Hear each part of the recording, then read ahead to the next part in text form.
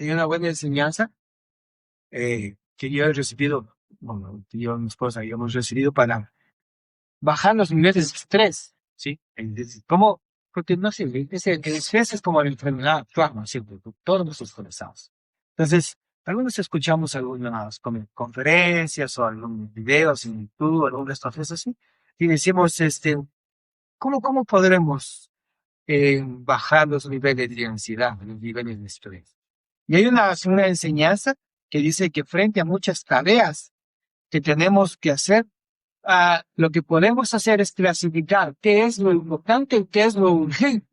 Nos debemos preguntar, si esto que estoy haciendo es importante o urgente, y podemos ir clasificando para así poder decir, esto voy a hacer primero, esto voy a hacer después, y voy a bajar los niveles de ansiedad en mi vida. ¿Cómo se aplica eso en nuestra vida? Siempre pensando que lo importante no debe ser desplazado por lo urgente. O sea, voy a dar un ejemplo bíblico. Este es como introducción. Por ejemplo, en la historia de Marta y María. ¿Sí? ¿Recuerdan cuando Jesús llegó? Dice, ¿quién estaba ahí estresada y en el cielo? Marta, sí. No nuestra hermana Peter. Que sí que está estresada por ahí, es un río. Con Marta. Entonces, Marta ahora estaba estresada ahí en la casa y quería hacer sus cosas y todo eso. Y María dice que estaba a los pies del Señor. Y claro, yo a veces me pongo a pensar cuando yo estoy haciendo muchas tareas, y me pongo a pensar y digo, ¿qué pasa? ¿Qué con esto? ¿Qué voy a, no? ¿Cómo voy a decidir? Entonces hay que preguntarse si esto es lo más importante, o cuál es lo más importante, y cuál es lo más urgente. Y Jesús le dijo a Marta, "Ay, María, ¿sabe qué es lo más importante?" Y así sí, no, o sea, claro que es difícil, pero hay que preguntar, ¿qué es lo más importante en mi vida? ¿Y qué es lo que está urgente? En medio de un mundo de urgencias, un mundo de urgencias donde todo se hace tan, eh, así como hay que hacerlo pronto, hay que hacerlo rápido, hay que preguntarnos qué es lo más importante y qué es lo que es urgente. Tipo, como yo sé decir, no, aquí Jesús nos enseña que lo más importante es estar con Él. Sí, a ver. Ok, hoy este texto comenzó diciendo que nadie los engañe, ¿no es cierto? Entonces vamos a ver, para que nadie nos engañe, qué es lo más importante que debemos recordar en nuestra mente en vez de lo urgente, para así nosotros poder guardar, como decía Blake, así para guardar nuestra mente y nuestro corazón y así también toda nuestra vida entera. Vamos a ver, repetirnos una y otra vez. Esto aprendí que es lo más importante, que es lo verdaderamente importante, es lo realmente importante, frente a las urgencias que debo saber. No sé si me hago entender. Vamos a aprender hoy eso. Pero quiero recordar, antes de aprender con este mensaje, ¿qué es lo más importante que yo debo tener en mi mente? Bajar de mis niveles de ansiedad en cuanto a lo que está pasando en el mundo. Debo recordar que todos los cristianos en el mundo entero guardamos como una verdad que Jesucristo va a regresar por segunda vez. Jesús dijo, o sea, dice Filipenses, que no expectó ser igual a Dios, por cosa de que arraigarse, y tomó forma humana, los cierto, y así nació de la Virgen María. ¿Sí?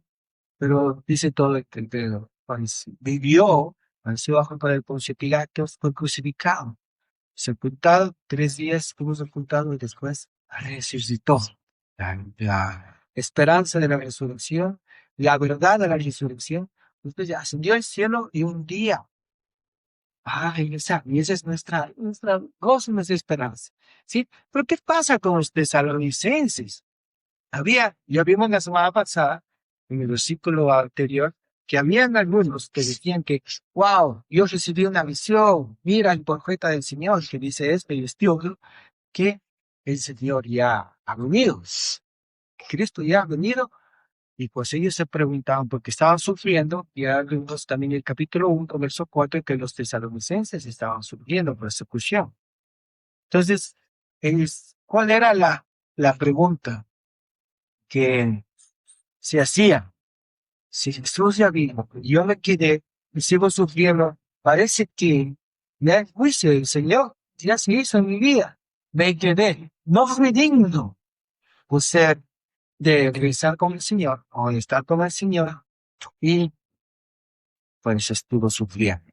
Pues Pablo hoy va a mostrar que va a consolar a los cristianos de Tesalónica, y espero que también nos console. Pero yo quiero dar unos versículos antes. El apóstol Juan, o sea, porque nosotros creemos en la segunda venida, pero ¿por qué creemos eso? Pues todos los apóstoles creían eso, los cristianos también. El apóstol Juan, en Juan 14, 1 y 2 dice así, escúcheme nomás, dice, en la casa de mi padre, muchas moradas hay. Dice, si no fuera así, yo les hubiera dicho. Dice, voy pues a preparar un lugar para vosotros. Y aquí va. Y si me fuere, dice, y les preparé un lugar, vendré otra vez y los tomaré a mí mismo, para que donde yo estoy, ustedes también. Entonces, Juan registra esto como una promesa en las palabras del mismo Señor Jesucristo. Dice que un día, en la casa de mi padre hay muchas habitaciones, muchas moradas hay. Voy a ir, voy a regresar otra vez, para que donde yo esté, ustedes también estén. Y después en el último libro de la Biblia, en Apocalipsis, capítulo 1, verso 7, dice Juan, he aquí que viene con las nubes y todo ojo no le verá. Dice, ¿cómo es? El apóstol Juan estaba tan afirmado en esa verdad.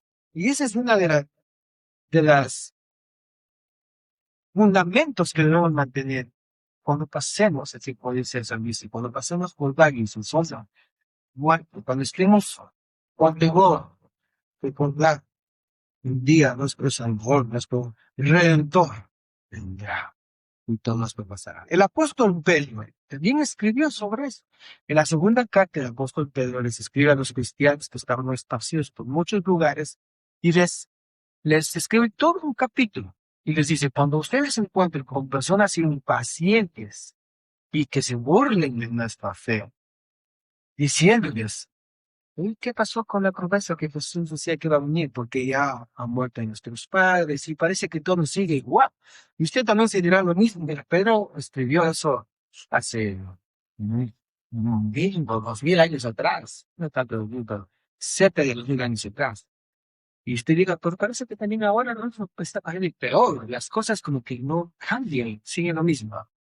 Cuando estemos frente a esos impacientes que se preguntan qué pasó con la promesa de que Jesús regresaría, ustedes van a responder. Y dice el versículo 9 del capítulo 3, dice, el Señor no le tarda su promesa, según algunos tienen por tardanza, sino que es paciente para con nosotros, no queriendo que ninguno perezca, sino que todos vengan al arrepentimiento. Y ahí va, porque el día del Señor, el día vendrá con una noche. Entonces, queda también en su fe, en su confianza, porque había sido instruido por el Señor, sabía ya Jesucristo va a regresar, pero no sabíamos cuándo. Y el apóstol Pablo sí abunda en eso del tema, si los teólogos lo ponen como la parucía o la segunda venida de Cristo. Está en Primera Tesalonicenses, que lo estudiamos anteriormente, capítulo 4, capítulo 5, Primera Tesalonicenses 1, ahora estamos estudiando el capítulo 2, Primera Corintios, Filipenses, Timoteo y Tito. Pablo abunda de que Jesucristo va a venir por segunda vez. Entonces los cristianos sostenemos eso. Y a veces nos llaman locos, pero los sostenemos de que Jesús va a venir por segunda vez. Ahora, así como el apóstol Pablo y sus primeros tesalonicenses, en medio de las circunstancias de alarma, estaban alarmados. Y ellos diciendo, no, ya el viaje ya vino. Pablo les dice, miren, tranquilos, que nadie los engañe. Entonces, el primero que hace Pablo es darles un consejo. Versículo 3 dice que nadie los engañe en ninguna manera. Que nadie los engañe en ninguna manera. Entonces, dice la nueva traducción viviente, no se dejen engañar, hermanos, no se dejen engañar, que nadie los engañe. Pablo les da este consejo, le consuela. Dice, miren, ustedes por ahí escuchan a pseudos profetas que dicen, no, yo soy profeta. Dicen, no sé si ustedes han escuchado, nosotros el jueves estábamos hablando un poquito de eso también en Quina. Algunos se acercan y me dicen, yo soy la profeta del Señor, soy el profeta del Señor. Y el Señor le ha dicho, no se dejen engañar. No les ha dicho nada. Está escrito, está escrito en el diciendo que, eso no tenemos por qué ponerle su corazón alarmado. Decía, ve, hay que guardar nuestra mente, una mente madura, una mente que ama la palabra de Dios, que crece en la palabra de Dios, para poder decir que a estos falsos profetas mentirosos hay que decirles no. Porque lo que hacen es que, a mí me gustó lo que dijo de tenemos una cuerda de la fe y nos agarramos de la cuerda. Y vienen estos mentirosos, entonces que dicen que he recibido una visión y lo que quieren hacer es como cortarnos la cuerda de la fe y parece que nos derrumbamos. Pero no nos dejemos engañar. Pablo dice, Cristo no ha venido, ni tampoco ha hecho su justo juicio. Todavía no, todavía no. Así que no les crean. Así afirmen haber tenido una visión espiritual o una revelación, no les crean, no se dejen engañar. Entonces, a continuación, comienza a decir, dice, miren, no se dejen engañar, porque antes de que Jesús venga va a haber dos acontecimientos. Pero verás, yo solo estoy diciendo lo que Cristo dice, no voy a abundar mucho en esto, ¿sí? Porque ahí está la palabra. Dice que el primer acontecimiento, dice ahí, ¿alguien quiere leer el verso, este, el 3 otra vez? Sí. Alberto Pérez, nadie os engañe en ninguna manera, porque no vendrá sin que antes venga la apostasía. Y se manifieste el nombre de pecado, el Hijo de Dios. Ajá.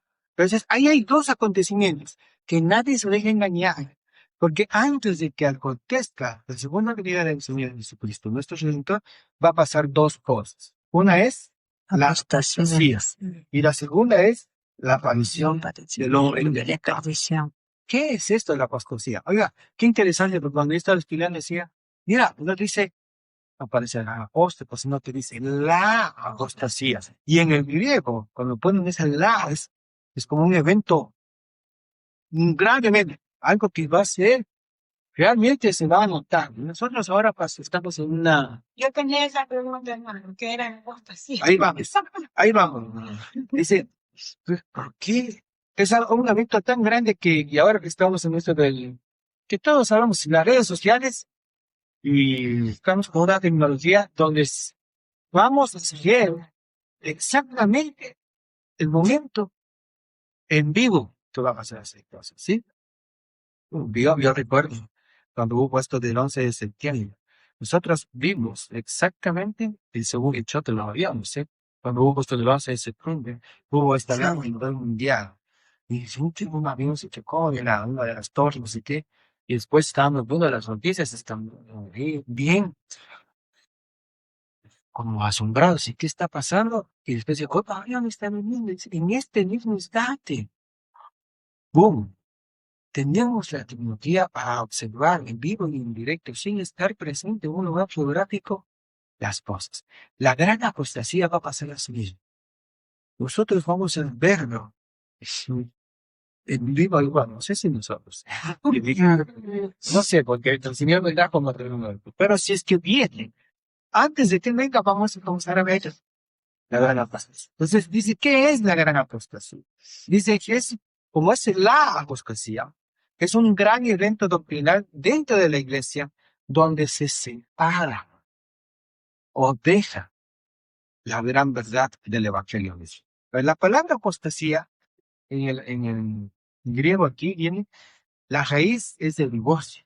Entonces, apostasía es divorciar, separarse, abandonarse, alejarse del fundamento, alejarse de como decíamos, del castillo, de nuestra roca fuerte.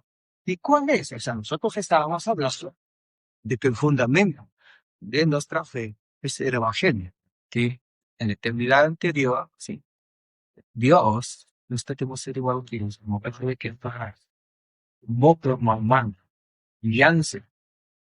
Entonces ahí el apóstol Pablo dijo, ¿no? Está ser obediente hasta la cruz. Pues, tomó Dios, sin dejar de ser Dios en la encarnación, 100% Dios, 100% hombre, toma como humano, vive como ser humano, porque nosotros los humanos no podíamos cumplir todas sus leyes, no podemos cumplir todas sus leyes. Y él nace, crece, vive, lleno de redentor, nos muestra cómo es vivir su ley y cumple el sacrificio de redención, muriendo en la cruz, derramando su sangre, siendo sepultado, como dicen las escrituras, después resucita por el día, haciendo en los cielos, y el día volverá. Ese es el fundamento. Si comenzamos a observar que uno da la espalda a ese fundamento, es un apóstata, vamos a decir, como dice aquí también, esto es un inicuo, porque la gran apostasía es eso, es abandonar, es separarse, es darle la espalda a la salvación por gracia y negar lo que la ley del Señor dice, ¿sí? Por eso en otras versiones creo que la traducción divina dice anarquista, ¿sí? Pero también se puede utilizar como la gran rebelión contra Dios. Ajá, es una rebelión, justamente es una separación en contra de todo lo que el Señor dijo. Y eso lo estamos viendo también, ¿no? Con todo lo que algunos dicen, no, ¿por qué? ¿Por qué dicen que soy? ¿Por qué dicen que soy mujer? ¿Por qué? Eso es una construcción cultural, bla, bla, bla, bla. Y otros dicen por ahí que los individuos pueden cambiarse, otros son gatos, otros son perros, otros quieren vivir de una forma promiscua, que es pedófilos, todo eso. Se están dando la espalda, están divorciándose, separándose de los la ley, del creador, a Dios muy establecido.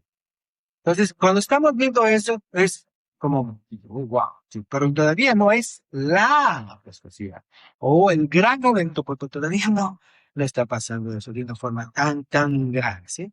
Pero eso es lo primero. Y en una versión decía que dice anarquista, porque la palabra anarquista o anarquía es aquel que no quiere vivir con esa ley. O sea, yo rechazo esa ley, rechazo todo lo que está así como gobierno y voy a vivir su anarquía. Entonces, primero, ¿qué va a pasar antes de que el Señor venga? Dice, no nos engañemos, dice el apóstol Pablo. Nadie nos engaña. Así alguien diga, yo recibí una visión del Señor, ahí estando en el cuarto solo y el Señor me mostró que no te engañen, no les creas, porque antes de que pase esto, primero va a haber la, primero la apostasía, sí, o la gran rebelión. Y la segunda es la aparición del hombre del pecado. Verso 3 dice, además, solo voy a mostrar el perfil, así como lo muestran en el Facebook, ponen perfil de WhatsApp, perfil de Facebook. ¿Sí? ¿Cuál es el perfil de este hombre del pecado? No voy a abundar, yo quiero abundar en otras cosas hoy día. Primero, dice, verso 3 dice que también lo van a llamar el hijo de perdición. ¿Sí? ¿Sí están conmigo? O ya son de miedo. Hagan de haber hecho café antes de... Entonces, primero, dice que también le van a decir que se llama el hijo de perdición. Verso 4. ¿Cuál es otro de los perfiles de esta persona? Se exaltará a sí mismo. ¿Cuál es? En el verso 4 también dice que se levanta contra todo lo que se llama Dios. Y el hijo Mario dice que se levanta contra todo lo que es objeto de culto y se sienta en el templo de Dios como Dios. Ya vamos como con 4 características del perfil. Se le llama hijo de perdición, se levanta contra todo lo que se llama Dios, se levanta contra todo lo que es objeto de culto, se sienta en el templo de Dios como si fuera Dios. Verso 4 al final dice que se hace pasar por Dios. Y enseña eso. Verso 8. ¿Cómo lo llamas? Allí. Verso 8 dice, según la mirada, ya, solo eso, se manifestará que unir. Entonces, Así lo van a llamar. Estoy dando el perfil de esta persona de hombre de pecado. Va a ser el hombre de perdición, se va a llamar Dios, se va a estar en contra de todo el culto, se va a sentar en un templo de Dios, se va a hacer pasar como Dios y también le van a decir inicuo. Ahora, ¿qué es inicuo? Es otra palabra. O sea, ¿qué es inicuo? Iniquidad. Voy a decir, ya que estamos un poquito, voy a decir así, mire, de dónde ha salido hoy bien esta palabra. Pero no quiero decir que no compren este tema. O sea, si les gusta, especialmente las mujeres, si les gusta comprar este tipo de cosmético, está bien, no tiene nada que ver. Pero la palabra hebrea para iniquidad es eipo. Ah, eipo. Interesante. Cuando yo hago la exégesis del texto antes de descubrir eso, ¿no? Hago palabra clave o palabra teológica, iniquidad, iniquo, más tiene la iniquidad. ¿Qué es iniquidad? Y dice, viene del verbo amo. Digo, ok. No sabía ni iba.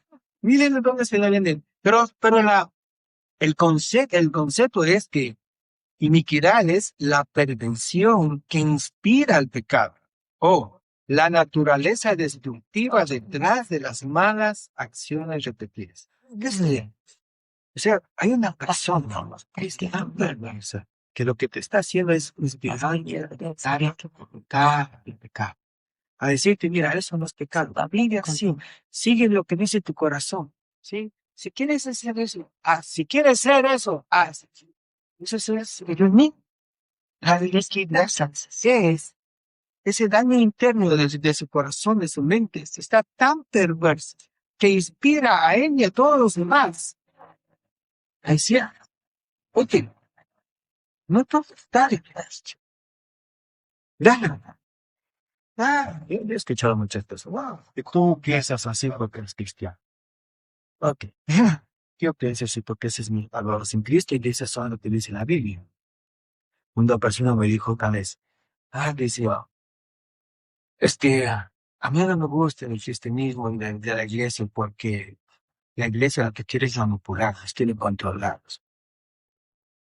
Si la Biblia dice, habla a tu prójimo como que no, ama a tu esposa, séle fiel, no cometas adulterio, no mientas, no robas, oiga, que me controle, 100%.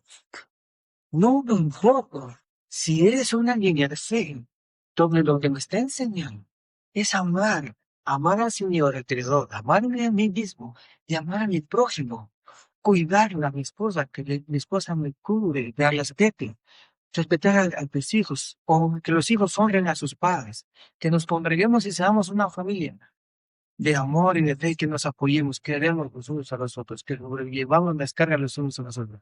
Si eso te incomoda, porque piensas que te controla, pues qué pena, porque a mí yo estoy cansado que si tú estás pensando que no te controla y ahí te quieren ¿cómo se dice? Manipular, pues otra, porque es un mensaje de amor real.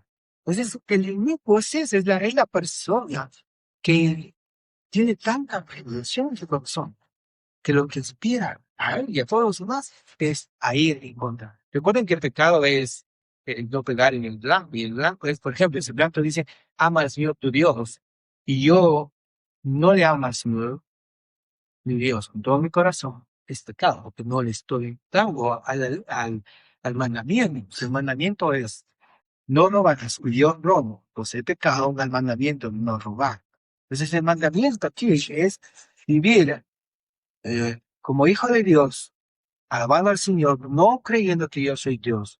Y el hombre inicuo, él dice, no, cada uno de nosotros somos dioses y les digan un minutito más. Verso 9. Este hombre de pecado va a llegar por obra de quién. Lean lo mandó, no necesitan leerlo. De Satanás. Ajá. Entonces no es Satanás, pero este hombre de pecado va a llegar por obra de Satanás, ¿sí? Y el verso 10, 9 y 10 dice, ¿y qué va a tener? ¿Cuáles son las señales de este hombre? ¿Qué es lo que va a tener? ¿O va a mostrar? Gran poder. Y señales y prodigios mentirosos. Y prodigios mentirosos, y en otra versión dice falsos milagros. Y dice todo engaño de iniquidad. Miren, yo, para resumir, yo he hecho 8 características del perfil de este hombre de pecado. Primero, hijo de perdición, verso 3, se levanta contra todo lo que se llama Dios, se levanta contra todo lo que es objeto de culto, se siente en el templo de Dios como Dios, se hace pasar por Dios, en verso 4.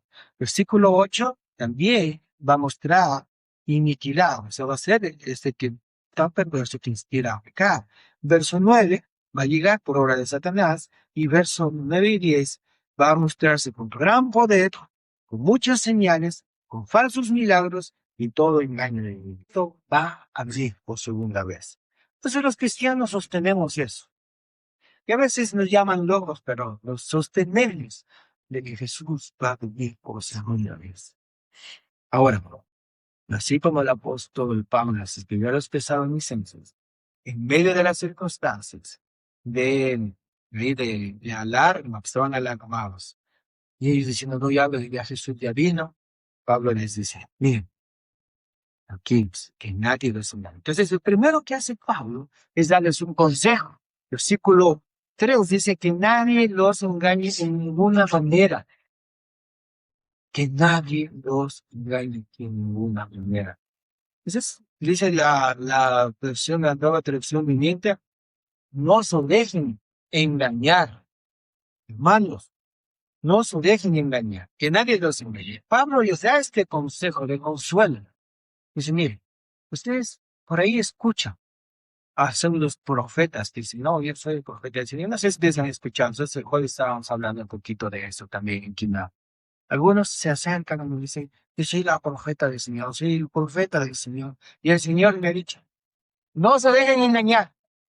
No les ha dicho nada.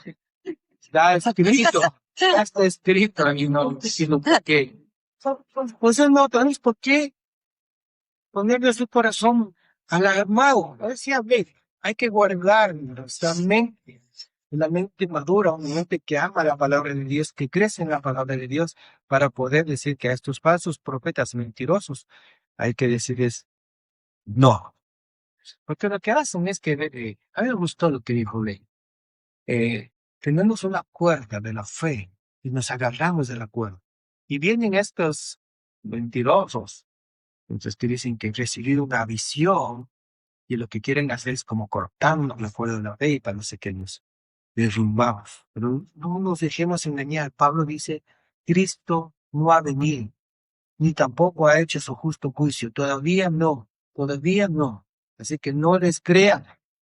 Así afirmen haber tenido una visión espiritual o una revelación. No les crean. No se dejen engañar. Entonces, a continuación, comienza a decir, dice, miren, no se dejen engañar, porque antes de que Jesús venga va a haber dos acontecimientos. Pero verás, yo solo estoy diciendo lo que Cristo dice, no voy a abundar mucho en esto, ¿sí? Porque ahí está la palabra. Dice que el primer acontecimiento, dice ahí, ¿alguien quiere leer el verso, el 3 otra vez? Sí. Alberto 3. Nadie os engañe en ninguna manera, porque no vendrá sin que antes venga la apostasía. La apostasía y se manifieste el nombre de pecado sin hijo de Dios. Ajá. Entonces, ahí hay dos acontecimientos, que nadie se deje engañar, porque antes de que acontezca la segunda venida del Señor Jesucristo, nuestro Redentor, va a pasar dos cosas. Una es la apostasía, y la segunda es la aparición del hombre de pecado. ¿Qué es esto de la apostasía? Oiga, qué interesante, porque cuando yo estaba estudiando decía, mira, no dice aparece el apóstol, sino que dice la apostasía. Y en el griego, cuando ponen ese la, es como un evento, un gran evento, algo que va a ser, realmente se va a notar. Nosotros ahora estamos en una... Yo tenía esa pregunta, hermano, que era apostasía. Ahí vamos. Dice, ¿por qué? Es un evento tan grande que, y ahora que estamos en esto, que todos sabemos, en las redes sociales, y estamos con una tecnología donde vamos a ver exactamente el momento en vivo que va a hacer esa clase, ¿sí? Yo recuerdo cuando hubo esto del 11 de septiembre, nosotros vimos exactamente el segundo hecho que lo habíamos, ¿sí? Cuando hubo esto del 11 de septiembre, hubo esta guerra a nivel mundial. Y dice, un tipo más bien se tocó en una de las torres, no sé qué. Y después estábamos viendo las noticias, están ahí bien como asombrados, ¿qué está pasando? Y después dice, oh, van están en este mismo instante. ¡Boom! Tenemos la tecnología para observar en vivo y en directo, sin estar presente en un lugar geográfico, las cosas. La gran apostasía va a pasar así mismo. Nosotros vamos a verlo. Sí, en vivo y bueno, no sé si nosotros. No sé, porque el Señor vendrá como pero si es que viene, antes de que venga, vamos a comenzar a ver la gran apostasía. Entonces dice, ¿qué es la gran apostasía? Dice que es, como es la apostasía, es un gran evento doctrinal dentro de la iglesia donde se separa o deja la gran verdad del evangelio. Pues la palabra apostasía en el griego aquí viene, la raíz es de divorcio. Entonces, apostasía es divorciarse, separarse, abandonarse, alejarse del fundamento, alejarse de, de la, como decíamos, del castillo, de nuestra roca fuerte. ¿Y cuál es? O sea, nosotros estábamos hablando de que el fundamento de nuestra fe es el Evangelio, que en la eternidad anterior, ¿sí? Dios no está que ser igual a Dios, como caso de que para un voto malvado. Ya no es lo dice ahí en el apóstol Pablo mismo, ¿no? Sea, ser obediente hasta la cruz. Tomó Dios, dejar de ser Dios en la encarnación, 100% Dios, 100% hombre, toma como humana, vive como un ser humano, porque nosotros los humanos no podíamos cumplir todas sus leyes, no podemos cumplir todas sus leyes. Y nace, crece, vive, tiene un redentor, nos muestra cómo es vivir en su ley y cumple el sacrificio y redención, muriendo en la cruz, derramando su sangre, siendo sepultado, como dicen las escrituras, después resucita el tercer día, asciende a los cielos, y el día volverá. Ese es el fundamento. Si comenzamos a observar que uno da la espalda a ese fundamento, es un apóstol, vamos a decir, como dice aquí también esto es un inicuo, porque la gran apostasía es eso, es abandonar, es separarse, es darle la espalda a la salvación por gracia, ni negar lo que la ley del Señor dice, ¿sí? Por eso en otras versiones creo que la nueva traducción viviente dice, aquí está, ¿sí? También se va a utilizar como la gran rebelión contra Dios. Ajá, es una rebelión, justamente es una separación, ¿sí? En contra de todo lo que el Señor ha hecho. Y eso lo estamos viendo también, ¿no? Sí, con todo lo que algunos dicen, no, ¿por qué? ¿Por qué dicen que soy? ¿Por qué dicen que soy mal? ¿Por qué? Eso es una construcción cultural, bla, bla, bla, bla. Y otros dicen por ahí que esos mismos pueden cambiarse, no son gatos, no son perros, son los que vivir en una forma promiscua, que es pedófilos, todo eso.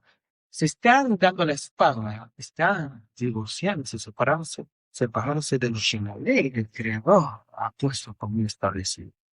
Entonces, cuando estamos viendo eso, es como, wow, sí, pero todavía no es la apostasía, o el gran momento, porque todavía no está pasando eso de una forma tan grande, ¿sí? Pero eso es lo primero. Y en una versión decía que dice anarquista, porque la palabra anarquista o anarquía es aquel que no quiere vivir con esa ley. O sea, yo rechazo esa ley, yo rechazo todo lo que está así como gobierno, y voy a vivir solo anarquía. Entonces, primero, ¿qué va a pasar antes de que el Señor venga? No nos engañemos, dice el apóstol Pablo. Nadie nos engaña. Así hay un día. Yo recibí una visión del Señor ahí, estando en el cuarto solo, y el Señor me mostró que no te engañen, hermano. No les creas. Porque antes de que pase esto, primero va a haber la Primero la apostasía, sí, o la gran rebelión. Y la segunda es el hombre de la aparición del hombre del pecado. Verso 3 dice, además, solo voy a mostrar el perfil, así como lo muestran en el Facebook, ponen perfil de WhatsApp, perfil de Facebook. ¿Cuál es el perfil de este hombre de pecado? No voy a abundar, yo quiero abundar en otras cosas hoy día.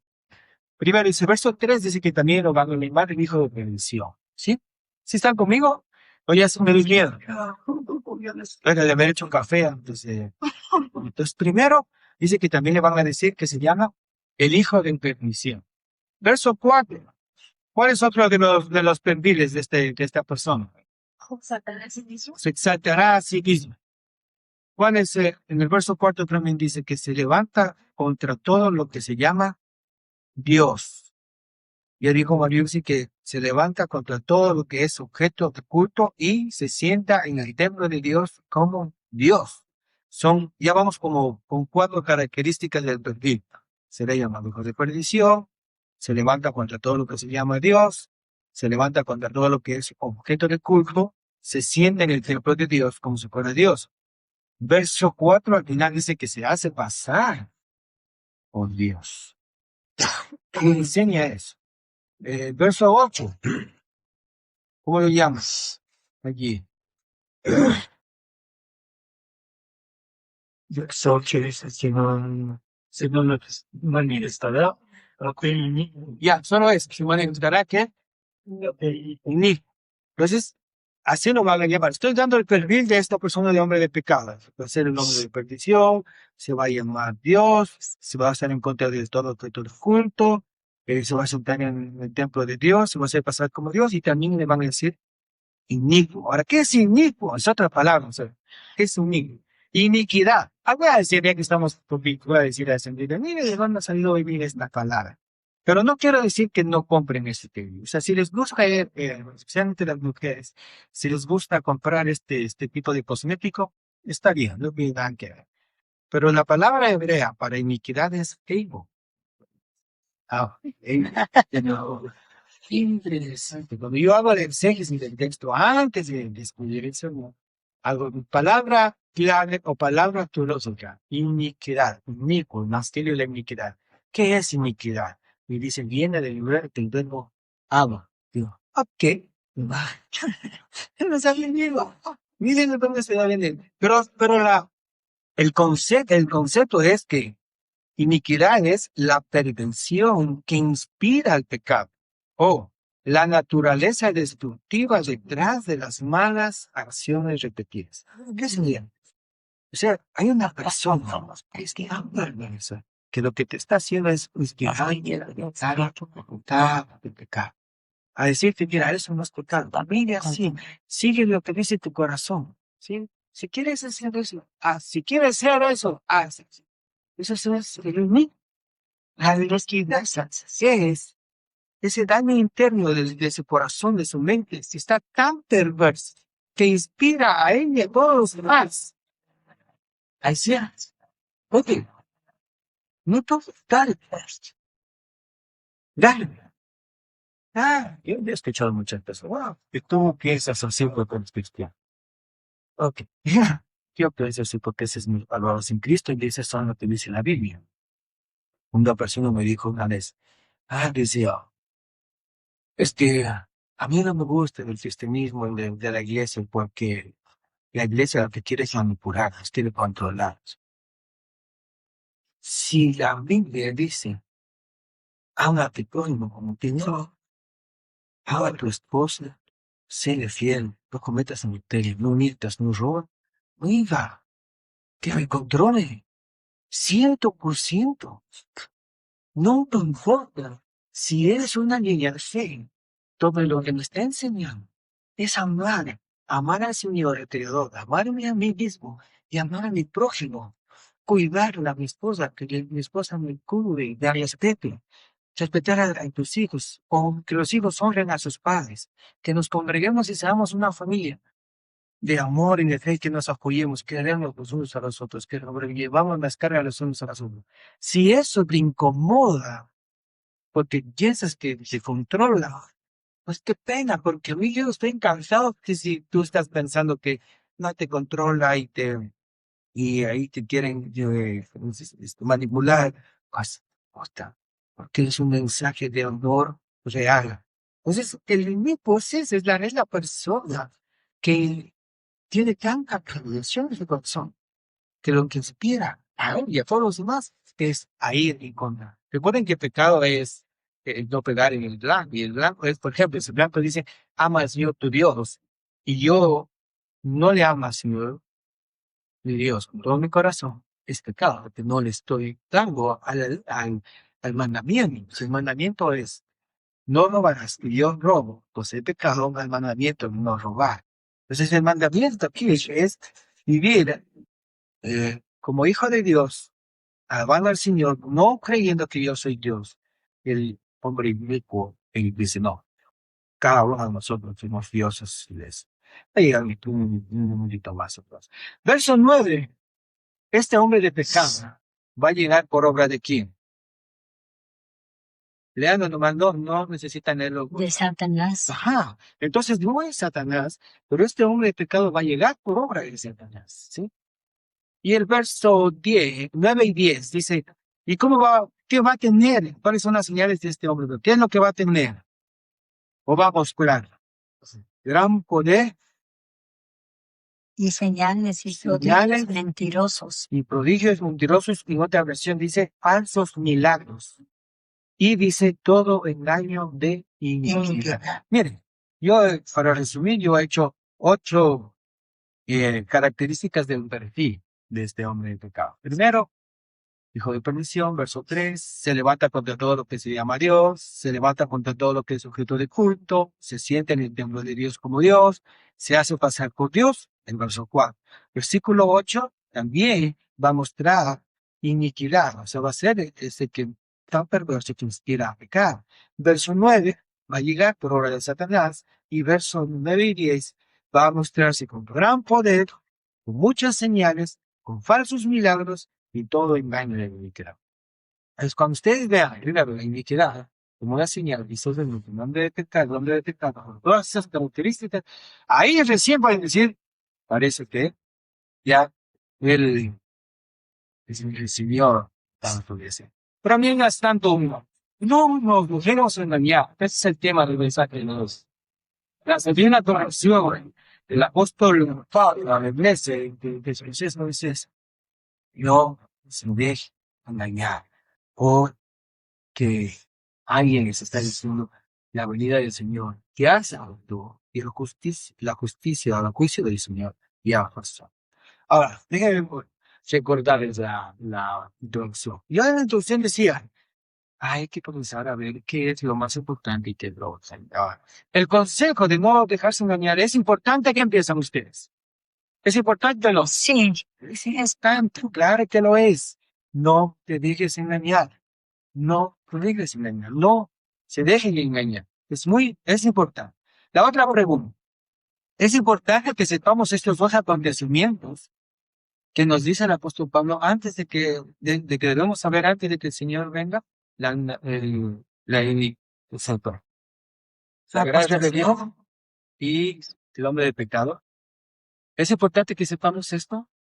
Sí. Pero como le decía al principio, tenemos que saber diferenciar qué es lo importante y qué es lo urgente. Es urgente que no nos vamos a engañar. Es urgente que sepamos estas características de estos 2 eventos. Pero no es lo más importante. No es, mi hermano, mi amigo. No es lo más importante. O sea, no es lo verdaderamente importante que debe estar en nuestra mente como cristianos en general. Lo más importante, lo realmente importante es lo que se va a manifestar cuando el Señor Jesucristo venga. Lee conmigo el versículo 8. Solo un poco, ¿sí? Lee conmigo. ¿Qué dice allí? y entonces se manifestará aquel inicuo, o a quien el Señor matará con el espíritu de su boca. Ya, eso es.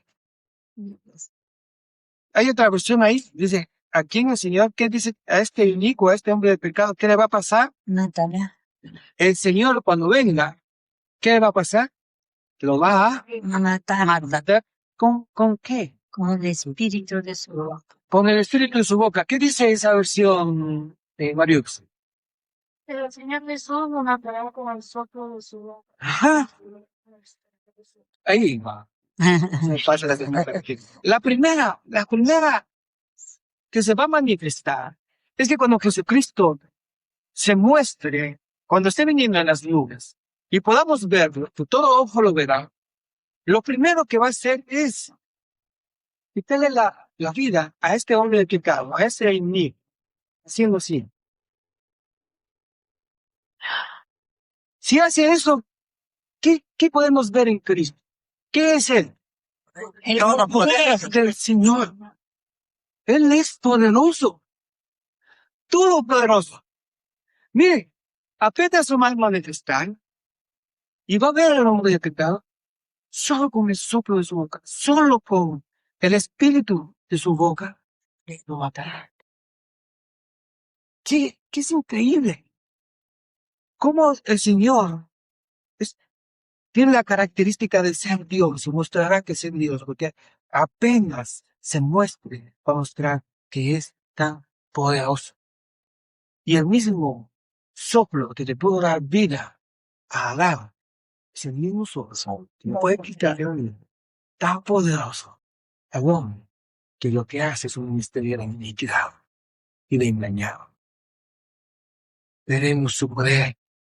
Veremos como Cristo es poderoso. Cuando Él esté en las nubes y todo ojo le verá.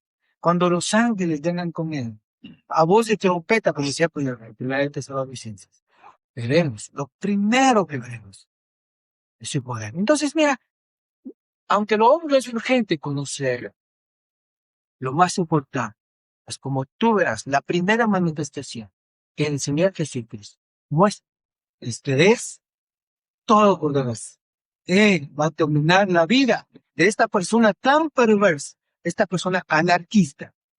Que es todo lo que quiere, lo único que quiere esta persona es que se pierda y que no viva con el calor de la vida. Y el Señor Jesús, un solo soplo de su boca, lo va haciendo así, va a quitar la vida.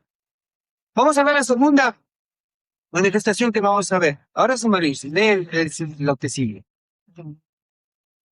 Después del soplo de su boca, que terminará la vida, dice. Oiga, eso es maravilloso. Lo va a matar, pero después, con solo el resplandor, puede decirnos con toda su gloria, con solo que Él se muestre con toda la gloria, con todo lo que resplandece el Señor, este hombre no solo va a morir, va a ser destruido, va a desaparecer. La gloria del Señor es tan esplendorosa, es tan majestuosa, que solo su resplandor lo destruirá. Lo segundo que debes recordar, que es más importante que ver las características de este hombre de pecado, es que su gloria va a ser resplandeciente. Su majestad va a ser tan esplendorosa y majestuosa. Entonces, eso mira, opaca lo que el hombre de pecado hace, ¿sí? Saber de que cierto el día que venga, solo con el soplo de su boca va a estar todo su poder, matando el hombre de iniquidad, el hombre de pecado, pero que su gloria, su resplandor, su esplendor, su belleza, su gloria eterna va a destruirlo también. Y vamos a leer al final, el verso 11, ¿qué es lo que más vamos a ver del Señor ese día? Verso 11, ¿sí? Por esto Dios de un poder engañoso para cambiar la mentira. ¿El oso? Ya, ahí. Aquí vemos otra vez que Él es soberano. Él es soberano. Vamos a ver la soberanía del Señor. Es Dios dejando. Dice, eso de que sí les da poder es lo que yo puedo hacer. El Señor deja a las personas lo que pueden hacer, ese poder para creerle del engaño a esta persona de pecado. Entonces, a todas ellas, a las personas del pecado, los deja con el poder. Ellos pueden creer Dios en su soberanía. Los deja. Hay una vez una persona me recordé de esta pregunta. Si Dios es tan poderoso, que me dijo a mí siempre me cuestiono, porque yo como converso así como estoy ahora, no, Jesús es Dios, porque Él es todopoderoso, mira, ¿quién es el que perdona los pecados? Y me dice, Él es y me dice, si Él es poderoso, es amor. Y esto, ¿por qué no permite? ¿Por qué no? Como dice aquí, con un solo soplo, termina todo lo que es la maldad y los sufrimientos y todo eso. ¿Y lo sabes por qué es? Según este texto, es para mostrar que Él es soberano y justo. Porque en su soberanía, Él puede hacer. Él nos muestra que Él puede hacer un soplo y dar vida. Y dar un soplo y quitarle la vida. ¿Sí? Puede hacer, puede cambiar las circunstancias. Pero en su soberanía y en su justicia, Él permite que cada uno haga y tome su poder de lo que puede elegir para que nos podamos ver que nosotros mismos nos elegimos el Señor. Porque la Biblia dice en Juan 3, dice, como algunos dicen, no eso dicen, no, porque Dios es malo, porque Dios eh, quiere que todo el mundo perezca. No, Juan 3, versículo 16, bueno, y después del 16, 17, dice, bueno, de tal manera amó Dios al mundo que ha dado a su Hijo para que todo aquel que en él crea no se rinda, mas sino que tenga la vida. Y más abajo dice en 17, porque Jesús no vino al mundo a condenar al mundo, sino a salvarse por él. Juan 11, estoy leyendo este libro con mi esposa, se llama manso y medio corazón. Dice, es una de las cosas que Jesús se ve en su corazón y dice, yo soy manso y medio corazón, pero nos dice, venid a mí, todos los que están cansados, y yo los haré descansar. Pero nuestro pecado es que no ir. Jesús nos invita a ir a su cruz cada día para derramarnos ahí y ser y de hallar descanso en nuestras camas. Pero nosotros somos como el que, como son anarquistas, le damos la espalda, nos separamos, corremos. Entonces, recuerda, el Señor es todopoderoso, es glorioso, vamos a su gloria, y es soberano, soberano y justo. Va a dejar que estas personas sean engañadas, viendo el poder y los falsos milagros y todas estas cosas que hace este mundo, serán engañadas y ellos no serán condenados. No te dejes engañar, déjame terminar con eso. No te dejes engañar y solución.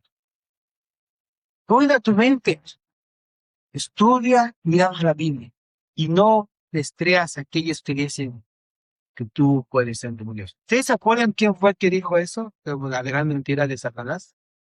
¿A quién le dijo? La primera vez. Ya le di la primera vez. ¿A quién? A Eva. ¿Qué le dijo? No morirás si no serás como Dios. Y esa es la gran mentira. Y repite por generación y generación. Bueno, ahora es que tal vez se desaparece. Ella no se aparece, no sé. Si alguno les aparece. Lutero dijo que se le apareció, pero a mí no se me ha aparecido. Pero sí ha aparecido, a menos en mi celular, muchos mensajes de aquellos que dicen, mira, tú puedes ser Dios, tú puedes tener las cualidades del Señor. Y por ahí escucho yo algunos, si tú eres hijo de Dios y Dios está en tu corazón, eres Jehová, Jehová. ¿Sí? Qué increíble. Y son predicadores que tienen muchas personas que deciden y escuchan. ¿Sí? Wow. Esa es la gran mentira. No te dejes engañar. Nosotros no somos Dios. Somos hijos adoptados y perdonados por gracia. Por una gracia gratuita, llena de amor. Pero Dios no es el autor del pecado. El pecado aquí sería que Dios mismo diga que Él es Dios, pero Dios no dice que Él es Dios, porque Dios es Dios. Él es el gran yo soy. Él, por eso no puede pecar y decir, no, yo soy Dios. No, Él es Dios. Y Él vino a salvarnos. Dios es lo más importante. Jesús, con su poder, podría realmente terminar con un soplo de su boca a todos aquellos que se proclaman profetas o buscan visión, diciendo, poniendo alarma de muchas cosas, de que Jesús ya ha venido. Pero ustedes no se dejen engañar, hermanos. No se dejen engañar. Es verdad que es importante saber estos dos antecedentes, pero no es lo más importante. Lo verdaderamente importante, lo quiero entender como no te dejes engañar, porque lo verdaderamente importante, lo realmente importante es que Dios va a mostrar su poder con resplandor de su boca, de su presencia, va a mostrar su gloria, su soberanía y su justicia.